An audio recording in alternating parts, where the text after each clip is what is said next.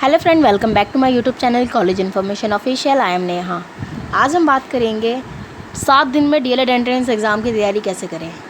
सबसे पहले 7 दिन में एंट्रेंस एग्ज़ाम की तैयारी करना वैसे इम्पॉसिबल है, लेकिन अगर आप इम्पॉर्टेंट टॉपिक्स अगर पढ़ लेते हैं तो आपका क्लियर तो हो ही जाएगा। ठीक है, तो सबसे पहले मैं ये कहूँगी कि आप लोग मोस्टली 6 to 3 मंथ मतलब नवंबर से लेके अप्रैल तक के जितने भी करंट अफेयर्स हैं वो आप पढ़ लीजिए।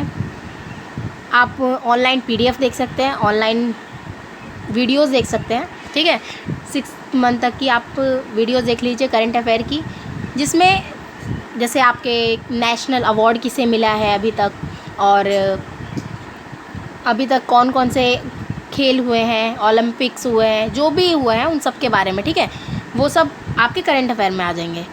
और फिर है जनरल एप्टीट्यूड। जनरल एप्टीट्यूड में आपसे क्वेश्चंस पूछे जाएंगे कि बच्चों को किस तरह पढ़ाना चाहिए। बच्चों को आप कोई टॉपिक पढ़ा रहे हो तो आप किस तरह पढ़ाओगे, कोई पोएम पढ़ा रहे हो तो आप किस तरह पढ़ाओगे। ठीक है, ये सब आपको अपनी थिंकिंग मतलब लॉजिकल थिंकिंग होगी वो आपको लगानी है।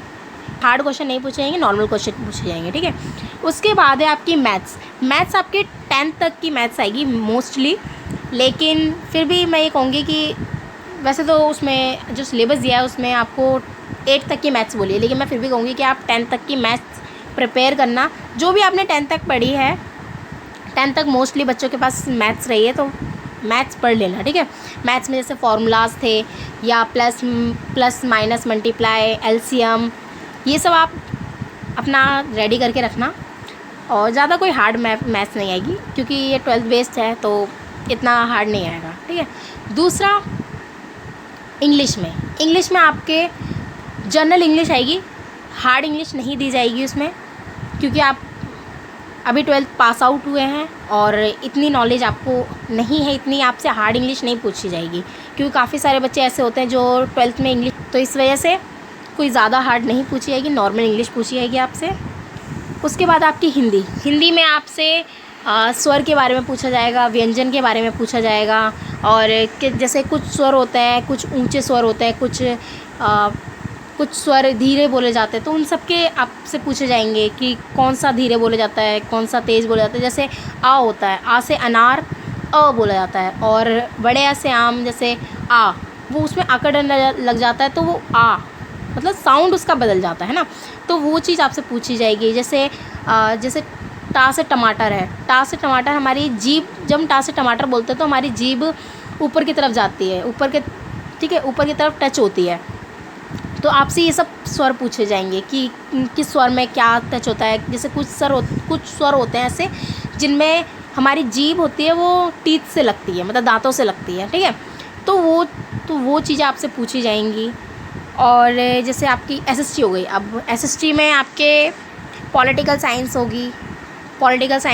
होगी, हिस्ट्री होगी, ज्योग्राफी होगी, इकोनॉमिक्स होगी, तो इन सब में आपसे नॉर्मल क्वेश्चन पूछे जाएंगे, कोई हार्ड क्वेश्चन नहीं पूछे जाएंगे। जैसे काफ़ी बच्चे आर्ट्स वाले हैं तो उन्हें पता होगा पॉलिटिकल साइंस में संविधान कब लिखा गया था, और मतलब जो आर्टिकल्स हैं, कौन कौन से आर्टिकल हैं जो एजुकेशन से रिलेटेड हैं।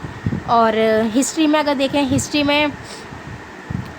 में जैसे कौन कौन से मुग़ल आए हैं, कितने मुग़ल शासक रहे हैं, और आपके मतलब कितने शासन से लेके कितने शासन तक उन्होंने शासन किया है। ठीक है, किस काल से लेके किस काल तक उन्होंने शासन किया है, ये सब आपको बताना होगा।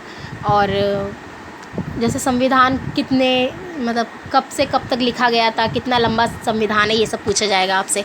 और ज्योग्राफी में कितनी नदियाँ हैं, कितने राज्य हैं हमारे देश में, वर्ल्ड में कितने, और यूनाइटेड स्टेट है ना।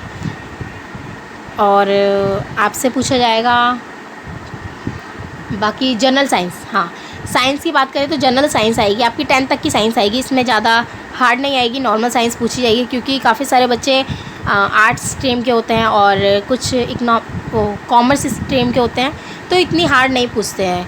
ठीक है, SCRT पेपर एक सभी स्ट्रीम को लेके सोच कर बनाती है कि सभी स्ट्रीम के बच्चे, क्योंकि सभी स्ट्रीम के बच्चे भरते हैं डीएलएड में, तो इस SCRT ऐसा पेपर बनाती है जिसमें सभी स्ट्रीम के बच्चे एग्ज़ाम दे सके, क्लियर कर सके और उन्हें कोई प्रॉब्लम भी ना हो। ठीक है, तो आप लोग नॉर्मल लेके चलिए, ज़्यादा हार्ड नहीं होगा, लेकिन इतना हो कि आप थोड़ा बहुत तो पढ़ ही सकते हैं। देखिए, आप कुछ नहीं पढ़ के जाओगे तो आप कहो कि हाँ आप क्लियर कर लो, तो नहीं हो सकता। लेकिन आप थोड़ा भी, अगर थोड़ा थोड़ा भी पढ़ोगे हर चीज़, तो इतना हो जाएगा कि जैसे आप आर्ट स्ट्रीम के हो तो आपको जैसे पॉलिटिकल साइंस और हिस्ट्री, ज्योग्राफी, इन सब की तो नॉलेज होगी।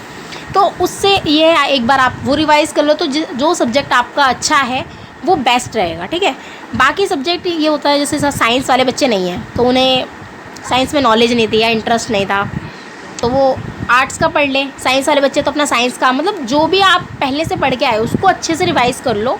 और बाकी करंट अफेयर पढ़ लो, मोस्टली करंट अफेयर, मैं ये कहूँगी करंट अफेयर ज़रूर पढ़ना, और एप्टीट्यूड, जनरल एप्टीट्यूड भी पढ़ना। ठीक है, उसके बाद मैथ्स आप थोड़ी प्रैक्टिस कर लेना, अपनी मल्टीप्लिकेशन और एलसीएम वगैरह की। ठीक है, बाकी तो सब नॉर्मल है। ठीक है, इजी ही आएगा आपका एग्ज़ाम, कोई आपको प्रॉब्लम नहीं होगी एग्ज़ाम में। और एक क्वेश्चन और था कि वो आपका जो एग्ज़ाम है वो हिंदी मीडियम में होगा या इंग्लिश मीडियम में? तो आपका एग्ज़ाम हिंदी और इंग्लिश दोनों में आएगा।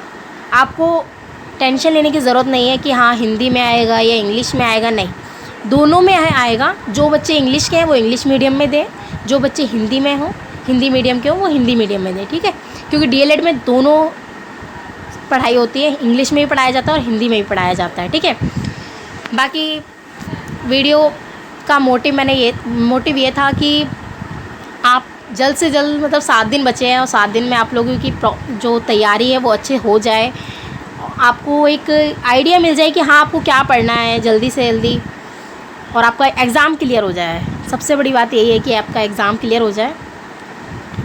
तो ऑल द बेस्ट। मैं समझूंगी कि हाँ आपको जो इन्फॉर्मेशन चाहिए थी वो आपको मिल गई है। ठीक है, बाकी कोई प्रॉब्लम हो तो प्लीज़ कमेंट ज़रूर करना। बाकी ऑल द बेस्ट आपके एग्ज़ाम के लिए। और वीडियो पसंद आए तो प्लीज़ लाइक करना, शेयर करना और सब्सक्राइब भी करना।